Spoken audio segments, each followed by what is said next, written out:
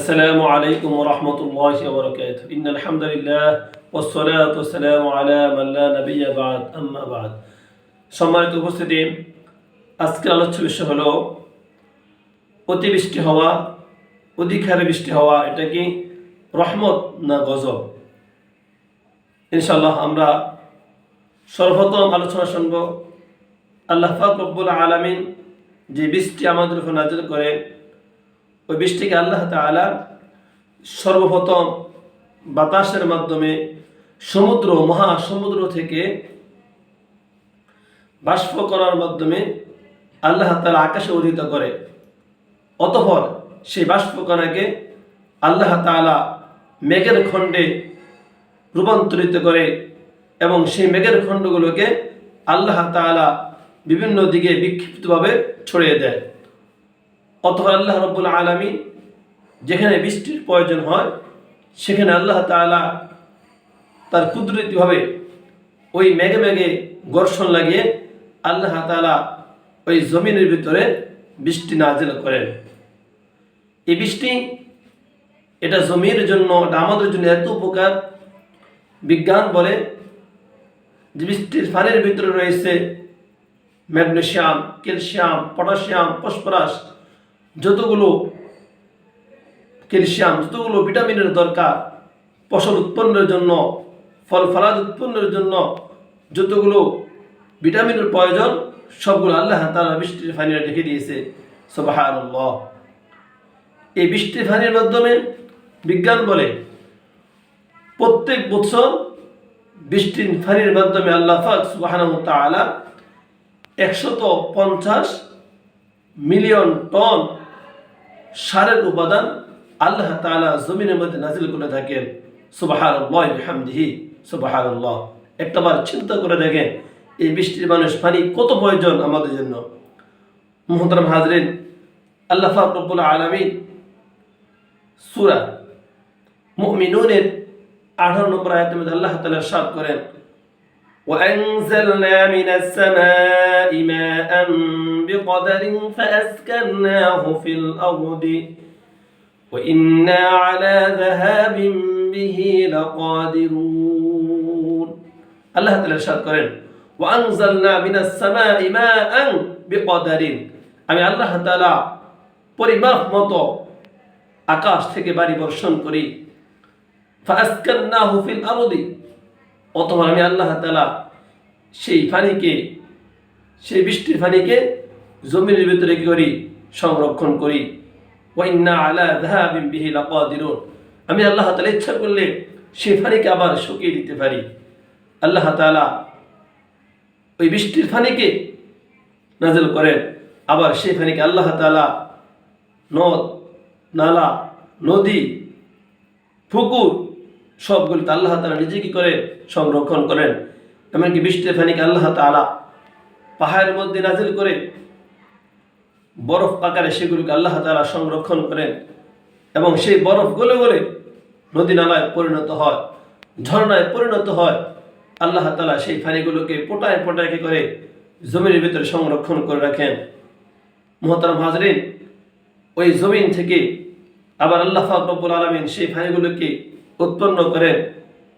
এই জন্য আমাদের কৃষক ভাইরা তারা বৃষ্টির পানি দিয়ে, নদ নদীর পানি দিয়ে অথবা ডিপ স্থাপন করে জমির নিচ থেকে পানি তুলে তারা জমিনে দিয়ে থাকে, ফল ফলাদির বাগানে দিয়ে থাকে, কৃষির জমিনে দিয়ে থাকে। আর সেই বৃষ্টির পানির মাধ্যমে আল্লাহ পাক রব্বুল আলামিন ফসল এর ভিতরে সার দিয়ে থাকে, ফল ফলাদির ভিতরে সার দিয়ে থাকে, সেগুলোর ভিতরে আল্লাহ তাআলা মিষ্টান্ন দিয়ে থাকে। মুহতারাম হাজরিন, আল্লাহ পাক রব্বুল আলামিন যেই বৃষ্টির পানি আমাদের নাযিল করতেছেন, আল্লাহ নিজে সেটাকে সংরক্ষণ করতেছে। আবার আল্লাহ তাআলা ইচ্ছা করে সে পানিকে আল্লাহ তাআলা যদি শুকিয়ে দেয়, সে নদীকে ইচ্ছা করলে যে আল্লাহ তাআলা শুকিয়ে দেয়। আবার আল্লাহ তাআলা নিজেই বলে, আমি যদি শুকিয়ে দিই আবার সে পানি তোমাদেরকে দিবে কে? একমাত্র আমি আল্লাহ তাআলাই দিতে পারবো। যে আল্লাহ পাক রব্বুল আলামিন সূরা ওয়াকিয়া 68 নম্বর আয়াত থেকে 70 নম্বর আয়াতের মধ্যে আল্লাহ তাআলা নিজে ইরশাদ করেন, আফরাআইতুমুল মা আল্লাযী তাশরাবুন, তোমরা কি একবার চিন্তা করেছো যে পানিকে তোমরা পান করো, যেই পানি দ্বারা তোমরা রোদের সময় যখন তৃষ্ণার্ত হয়ে যাও, পিপাসার্ত হয়ে যাও, যে পানি তোমরা পান করো, যে পানি তোমরা কৃষকরা জমিনে সেচন করে থাকো, যে পানি তোমরা ফল ফলাদির বাগানে দিয়ে থাকো, ওই পানি কেমন পানি? ওই পানি আনজালতুমুহু মিনাল মুজনি আম নাহনুল মুনজিলুন। ওই পানি কি বৃষ্টি থেকে তোমরা নাজিল করেছো, না আমি আল্লাহ তাআলা নিজেই নাজিল করেছি? আল্লাহ পাক রব্বুল আলামিন বলেন, এই বৃষ্টির পানি যখন জমিনের মধ্যে নাজিল হয় তখন সেটা থেকে লবণাক্ত, তখন এই বৃষ্টির পানিকে যখন আল্লাহ তাআলা জমিনে নাজিল করেন তখন সে পানিকে আল্লাহ তাআলা মিষ্টান্ন করে আল্লাহ তাআলা নাজিল করেন। আর এই বৃষ্টির পানিকে যখন আল্লাহ তাআলা সমুদ্র মহাসমুদ্র থেকে বাষ্প করা রূপে আকাশের মধ্যে উদিত করেন তখন সেটা যায় লবণাক্ত আকারে। কারণ আমরা জানি নদীর পানি কি লবণাক্ত, সাগর মহাসাগরের পানি লবণাক্ত। আল্লাহ পাক রব্বুল আলামিন সেই পানিকে মিষ্টান্ন রূপে পরিণত করে এই জমিনের ভিতরে নাজিল করেন, যাতে আমাদের ফল ফলাদির ভিতরে কি হয়, স্বাদ আসে, ফল ফলাদির ভিতরে মিষ্টতা আসে। আল্লাহ পাক আমাদের রহমত হিসাবে সেই বৃষ্টিকে নাজিল করেন। আল্লাহ পাক রব্বুল আলামিন ইরশাদ করেন, লাউ নাশাউ জাআলনাহু জাজান ফালাউলা তাশকুরুন। আমি আল্লাহ তাআলা যদি ইচ্ছা করতাম সেই বৃষ্টির পানি যখন আমি নাজিল করতাম, আমি যদি সেগুলোকে লবণাক্ত করে নাজিল করতাম, তোমাদের কিছুই করা সম্ভব ছিল না। কিন্তু আমি আল্লাহ তাআলা তোমাদের প্রতি দয়া হয়ে তোমাদের প্রতি রহমতের পানি, ওই বৃষ্টির পানিকে আমি রহমত স্বরূপ মিষ্টান্ন স্বরূপ আমি নাজিল করে থাকি, ওই পানির ভিতরে স্বাদ দিয়ে থাকি। ফালাউলা তাশকুরুন।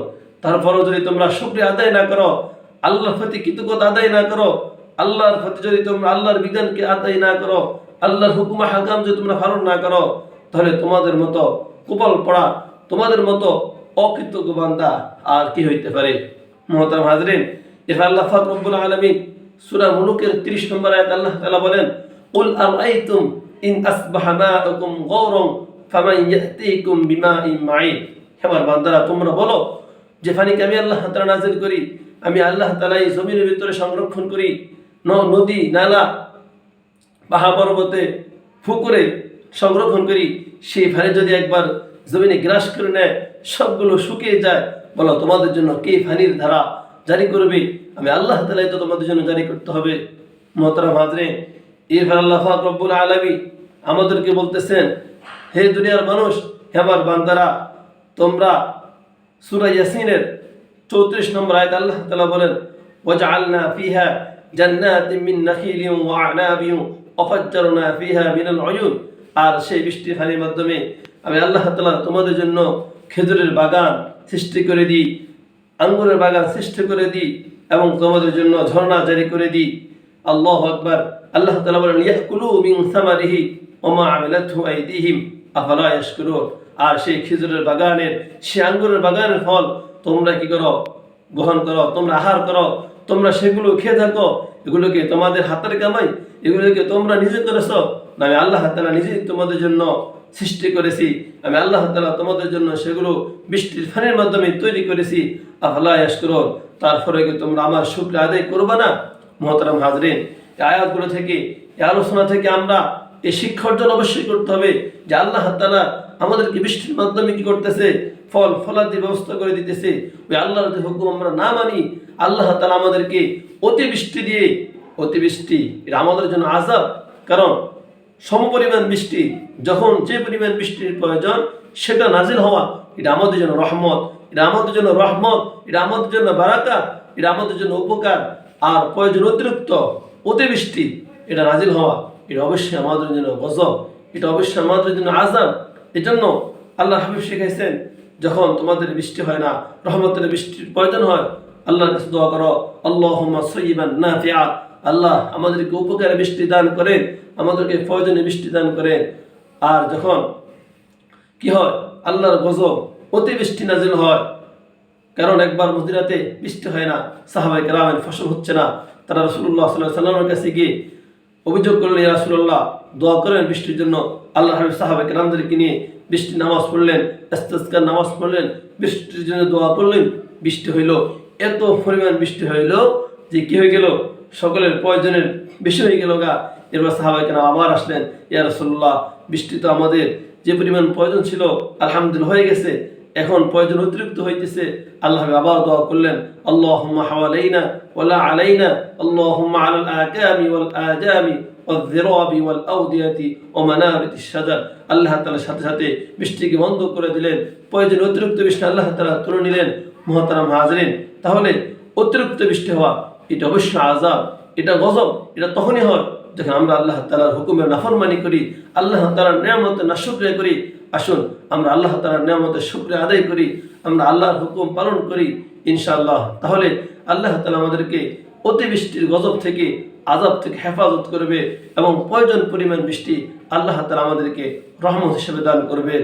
জাযাকুমুল্লাহু আহসানাল জাযা।